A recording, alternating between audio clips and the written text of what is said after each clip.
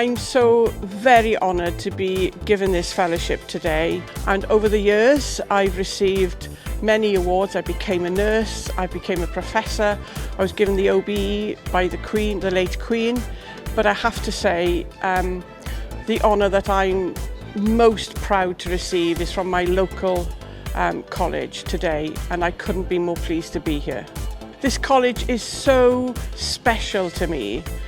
My son studied here and from here went on to achieve a bachelor's degree and a master's degree.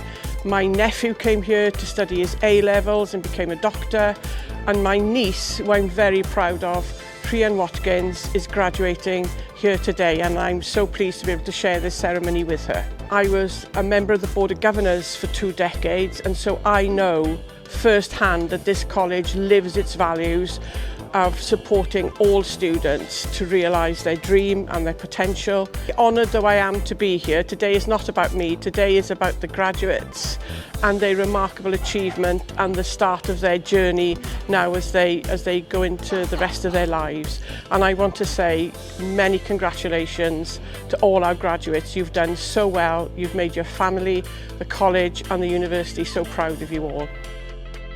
It's been quite the experience going back into education, being a full-time mum to this little one and having a full-time job as well. So doing something alongside work was a bit of a baptism of fire, but I've really enjoyed it, and yeah, I'm thoroughly proud of myself and also really proud day to have my family here with me as well. A fantastic day just to be able to set the example for this little one and also follow my mum's footsteps. But she's set the bar quite high because she's got 2 degrees, so I've got a little bit more work to do yet. I'm so proud of her, you know, bringing up little one as well. I'm going to cry. Yeah, just so proud.